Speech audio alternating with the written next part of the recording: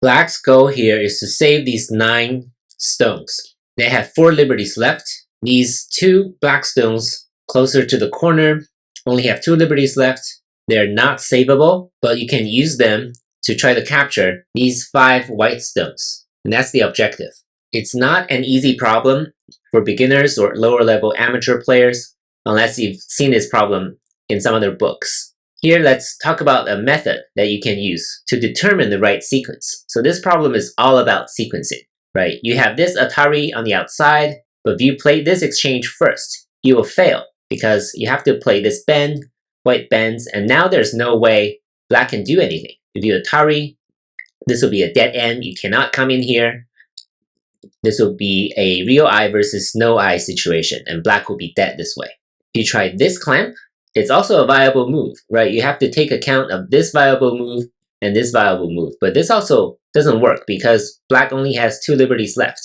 Number 7 would be a snapback if white captures back, but of course, white can capture these 3 stones first, so number 7 will fail in this situation. But these are the possibilities. Maybe if we do the right sequence, then number 5 and 7 can happen. Similarly, there's this throw-in move here.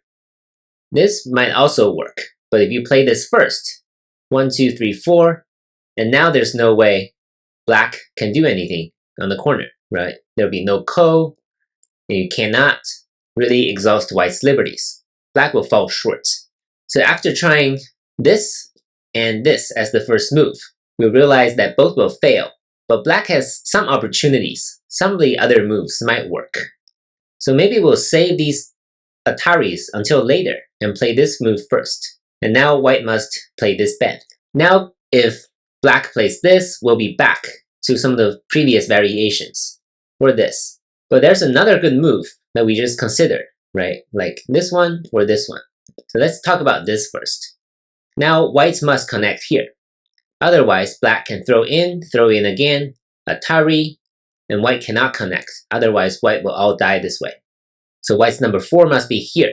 And once again, white will have a real eye in number 3. It will swallow number 3 and become a real eye, and black will fail. But what about the other good move that we mentioned in our first variation? And it's right here, this clamping move. Now, it seems like white can still just capture black and nothing will happen. But actually, black can now play this throw-in move. If white captures, now black can capture white in a connect and die. All of a sudden, white cannot connect here anymore because black can capture this way. So number 3 will actually lead to success. Of course, you can try some of the other variations. If white plays here, you can capture the connect and die right here.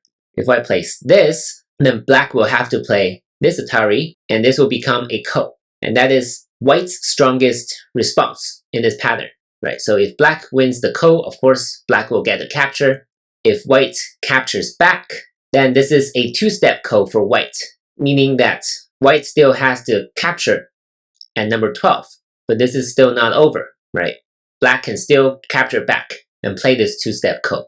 Or if black wants to reduce this to a 1-step ko, it can simply play here, and white can capture, and this is a 1-step ko for both sides. Because if white wins, white can capture. If black wins, black can capture. There'll be no more 2-step kos. But number 11 here is not really a local ko threat because this would just prompt white to capture a second ko here. And white gets to capture first in this second ko. So number 11 does not give black an advantage. But this is how a ko can play out. Of course, white is betting more stones in this variation, whereas if number 4 simply captures these 3 stones, it'll be something like this. So white at least preserves the corner and allows black to capture these 5 white stones. And white gets sente in this situation as well. So depending on the circumstances and the whole board situation, white can choose whether to play the ko or not.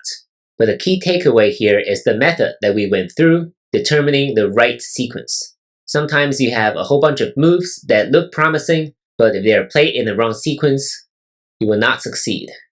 So you have to try these various sequences and see which one makes everything work together. And in this instance, it is 1 and 3.